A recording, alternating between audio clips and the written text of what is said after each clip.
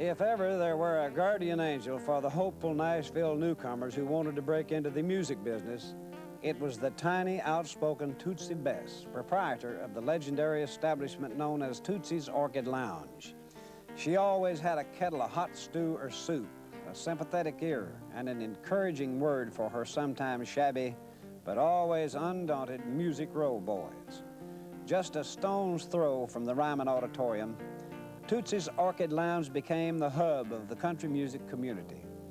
Everybody showed up at Tootsie's, from the stars of the Grand Ole Opry to the vast number of unknowns who came to Nashville hoping to make it in the music business. Tootsie's generosity was legendary, and she helped many struggling young artists and songwriters along their way to stardom. Her list of friends reads like a country music who's who: Tom T. Hall, Chris Christopherson, Roger Miller, Willie Nelson, and Charlie Pride, to name just a few. Today, we're happy to bring you a special edition of Yesteryear in Nashville. That's a fond look at the enduring legend that's both a person and a place, Tootsie's Orchid Lounge and its incredible proprietor, Tootsie Bess. Among the many aspiring artists and songwriters helped by Tootsie was a young, struggling composer named Chris Christopherson. And we talked with Chris while he was in Nashville, and this is what he told us.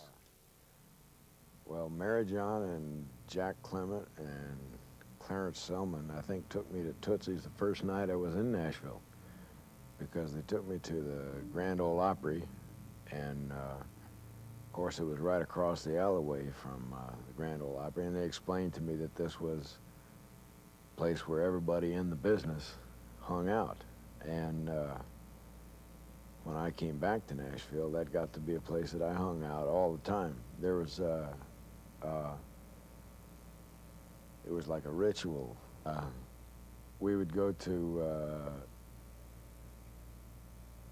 Line Bars, to the Opry, and Mr. Norris would let you backstage if he recognized you, and then go from there across the alleyway to Tootsie's. And it sort of, to me, it represented the soul of the business back then. Chris also described the reasons he, as well as other music industry hopefuls, went to Tootsie's. Well, it was inspiring. It was inspiring, just the atmosphere of it, knowing that Hank Williams had sat there, that the stars of the Opry still were there. You know, they'd come over and have a beer all the time, and you could see not only your own friends in the business who were scrambling like you were, but you know, people like Farron Young and Mel Tillis. They got in a fight down there one time, which wasn't uncommon for Farron in those days. But it was a terrific atmosphere, just feeling, you really felt like you were part of the soul of Nashville and soul of country music. You felt like history was in all the walls, you know. It seemed like everybody was there for the right reasons. You know, everybody was there for the heart and for the soul of it, and it didn't matter whether you were really making any money or not. Of course, you wanted to. You wanted to make it. But there was so much joy in everybody's companionship. We took so much pleasure in each other's successes, you know. There was competition, but it was a real thrill to see a friend of yours have a hit. As far as Tootsie the person was concerned, Chris had this to say. But I can honestly say it was like she was real pleased.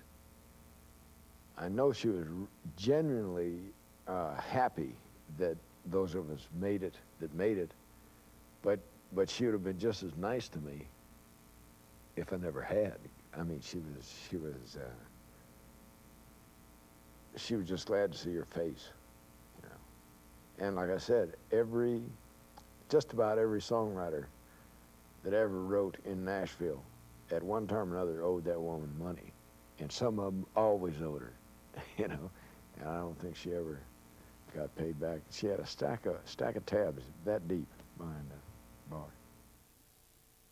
Chris had some special memories about Tootsie's he wanted to share with us, and this is what he said.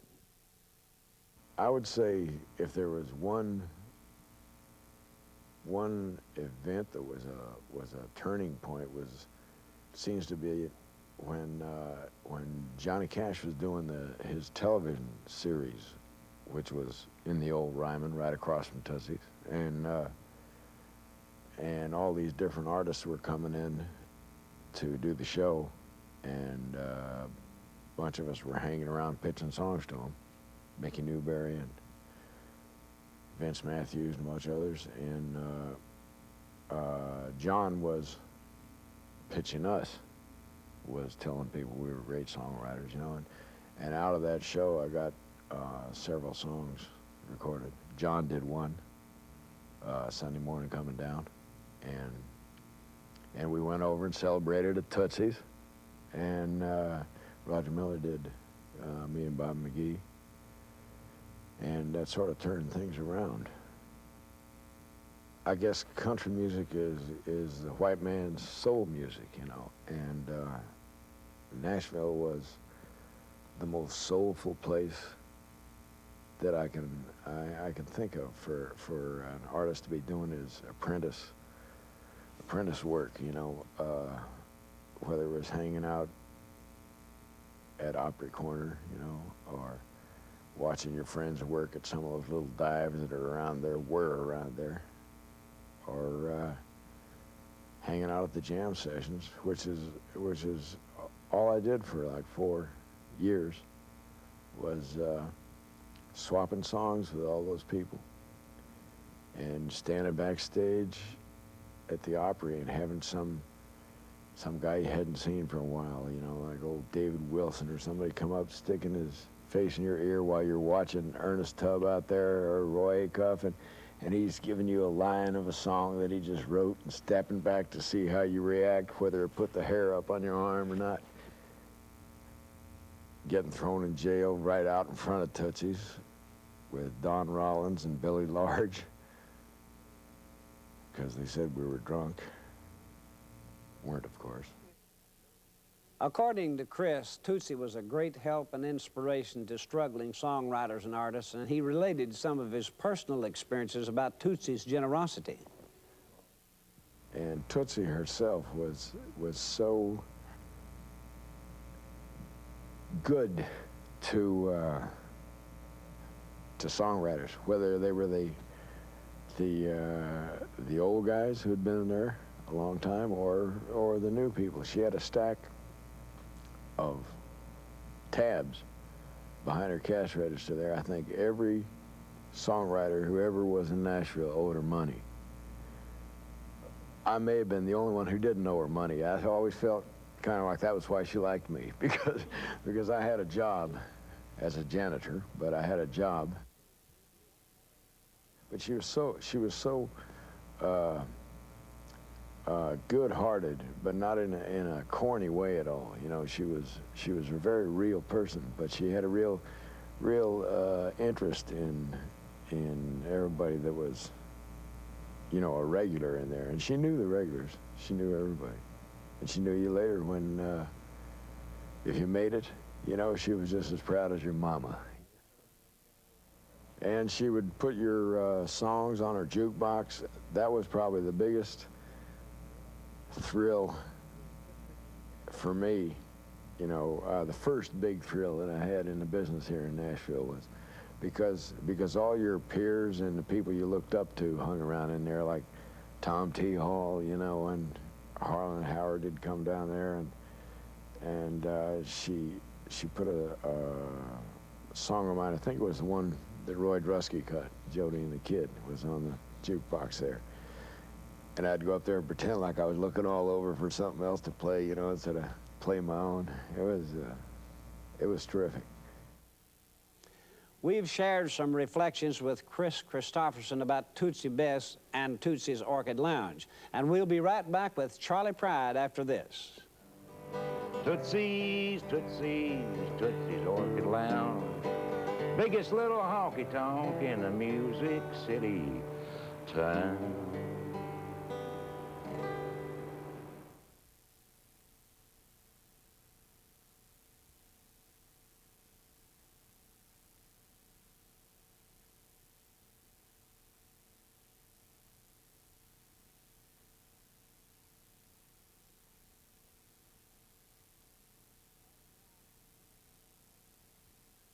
Charlie Pride was a newcomer to Nashville and the recording industry when he first started going into Tootsie's. So together, Charlie and I went back to Tootsie's and talked about some of his experiences there. Yeah. How would you describe Tootsie's? My goodness. You just It's look- different. Yeah, it is, isn't it? Like I was saying, I think you have to come here and see it. It's like I was telling people about they used to ask me, how did it feel the first time on the Opry? I think, again, in the conditions that I went on the Opry and the uniqueness of it, I think it would have to especially happen to someone to be able to really explain everything the emotions that's going through you at that time. But I think the same thing applies here by trying to go and describe, as I was saying, we were talking a moment ago, all the pictures and the cards and that's on the wall, and you just have to come here and see it. I think what I tell people, they have to go see it. It's something that you would cannot. you say that this is a sort of a nightclub where the elite meet? Well, I wouldn't say what I've been taught elite mean. I mean, no, I don't think so. Did you spend a lot of time over here?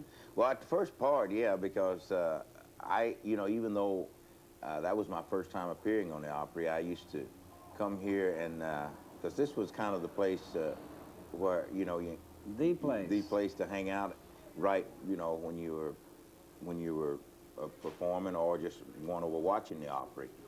Yeah. And of course, a lot of people at that time were hanging out here. I mean, Roger Miller and Ray Filler and a whole bunch of people that I met at the first part of my career. And of course, Ed Bruce and I signed with RCA about that same time. Yeah. And so a lot of people, that I don't remember right now, but this just was the place. Yeah, well, Willie Nelson, for example, he spent, all the writers, yeah. The writers especially, gathered here, and at that time, they were very anxious to get acquainted with somebody who might record their songs. Right. I see, I was just noticing up there, it says Words and Music by Roger Miller. It's an old cover right up there. And I just, before we went on here, just looking at all these pictures, some of them they done wrote all over their face and names, yeah. And some of them give them the mustache. Right. Well, you got Hank Williams over here, the yeah. immortal, and yeah. people have written all over his face, yeah. And everything else. Yeah. That's the way it was. Yeah. Yeah. This was the place to go. Right. Tell us about that hat pin thing. I don't understand that. Well, usually, see, after we get through, when the Opry was being held at the Ryman, right back here, we used to come here in Tootsie's and sit, and it was getting around closing time, and I was, I guess, staying a little bit too long over, I was holding up the show, you might say, by talking to fans and enjoying myself. So finally, Tootsie just got the hat pin and kind of shoved it to me, and I said, okay, I'm gone. and before she passed away, we got, my ex-manager and I were talking, and we said, let's get her a pin. So we got her a gold hat pin. Oh, really? And gave to her, yeah. And when she gave that, you got the point then? I got the point. You're right. She gave me the point. Roger Miller described himself as a nobody when he first began going to Tootsie's. It was there he met many other aspiring writers and performers, and he told us that he started hanging out at Tootsie's before the Orchid Lounge opened its door next to the Opry House. Well, I was hanging around Tootsie before there was Tootsie's Lounge. I came to Nashville in 1957, and Tootsie was married to Jeff Best, Big Jeff, and they had a club out in Bordeaux Highway. I had gotten a job during my first week here in Nashville as a bellhop at the Andrew Jackson Hotel, which stood on this very spot of this building. At night, I would go out to Jeff and Tootsie's, they called it, and I asked them if I could play and sing with their band, which was Harold Weekly, who still is one of the musicians on the Opry, Stevie Best and those people, and They let me sing 3 nights a week. They gave me $5 a night, 15 bucks. And then I knew it for years. And then at that time, the little place across from the Ryman was called Mom's. And later, Tootsie bought it. It became Tootsie's. It was just a hangout for all of us. And it was no big thing. It was just our place. There was an entrance from the alley, across the alley from the Ryman. And soon somebody started painting on the wall, and then somebody else, I think the first thing went on the wall was "Lest We Forget Hank Williams" or something like that. And then pretty soon everybody's name was on the wall, and then some guys would come in and paint out other people's names and paint their own name on the wall. It became really a place for cultural gatherings. A lot of songs were written there at night. Tootsie would let us guys come in there and take the back room on a weeknight, sit around and yell and holler and write songs. That was the first beginnings of people getting together as a group of songwriters and comparing and really trading ideas and feeding off of each other. A lot of us were hungry. For years, or for me anyway, there was several of us. I never had any money, and Tootsie kept this big pot of stew, and she fed a lot of us. We would pay her. She'd keep a tab, some kind of tab, she said. I never saw the tab.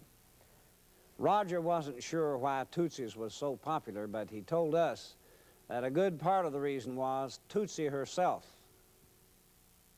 Compared with what you have today, it wouldn't probably be popular, but it suited us then, and it fit our rhythms. It had the jukebox, it had a pinball machine and a good atmosphere, and it was right there. That block of Broadway, there was a place called Lion Ball's restaurant across the street, a little cafe where they'd serve bean soup if you had 40 cents. And it was just a place where us guys would hang. It's where we would meet. We'd go down to town at night, and we knew we could find some of us hanging around in that area. It was just a place that attracted us. And, you know, I'd known her since I moved here anyway. And she treated us all like her boys, and we felt she was kind of like a mother figure to us. And I always loved Tootsie. I'll miss her. We've been talking with Roger Miller, and we'll be right back with Willie Nelson after this. Tootsie's, Tootsie's, Tootsie's Orchid Lounge. Biggest little honky-tonk in the Music City town.